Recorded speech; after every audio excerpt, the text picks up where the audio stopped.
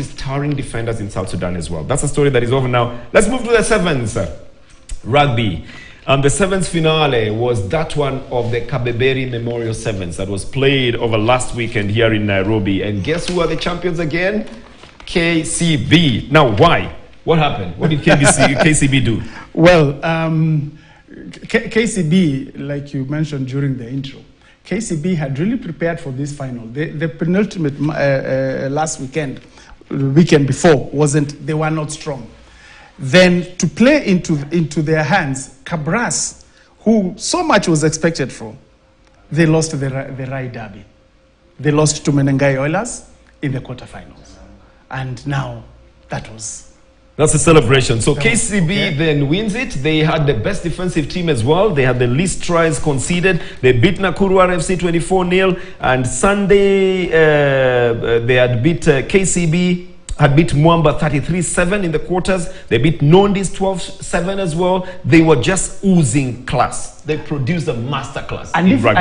And if you look at the entire sevens, the entire series, all the way from Dallas series to Dallas Sevens, the first one, has all been a matter of Kabras and KCB. Yes. KCB had won prior to this. KCB had won 2 events. Yes. Kabras had won 2 events. So they won 3 So this was to be the decider. Okay. But they only needed actually to be ahead. To be better, to just go one better. Ahead of Kabras. Yes. And they did it inside. Yeah. Now Kabras was not helped by the fact that they lost their match. Now that is the one that gave the KCB impetus. The coach said he actually blamed it, the win, not blamed, but attributed the win to, good confidence. He attributed it to good practice as well. He attributed it to, solidity in defense and so many things. He had this to say from that match.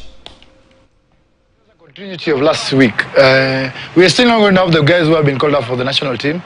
So it's just a challenge to the other guys who have gotten an opportunity to play, to pick up, and to be able to replicate what the other senior players had already done. So it's a big task with the young ones, but they are very capable of just doing whatever the other guys had already done before. The level has been very high, especially when it started, but it still gets competitive because at the end of it, there's still something to be won at the end.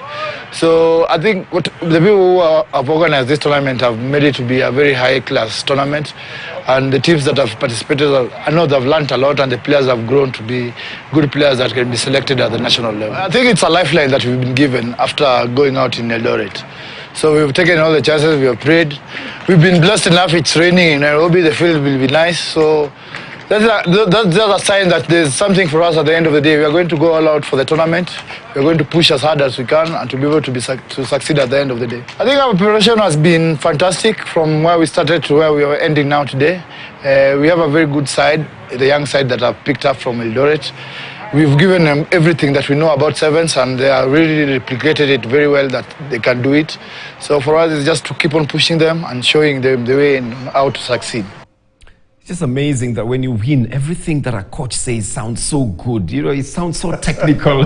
But I like the way you say the dedication, teamwork, tactical finesse, and consistency is what made them win. But now they've also selected the team that is going to play, the Shujaa team that is going to play in the qualifiers. Yes, they have. And they have called up six new faces. Six new faces. Yes. That's a Samuel Asatsi, Beldan Ogoda, Patrick Odongo, Muhanji, Amaita, and Shiasi of KCB. And now these are going to join what we call the regular 6, who actually were playing in the team that got relegated from the World Series. So this team is supposed to be trying to get to the Olympic qualifiers as well, yes, and then trying to get Kenya back into the rugby sevens. That's how important this tournament is. Yes, this is a very important tournament, Bernard. Okay. And all is not lost even if they don't win, because the second and third placed finishers also qualify for the event that's going to it's the final qualifying event of for the Olympics. And that's going to be, I think, in England next year.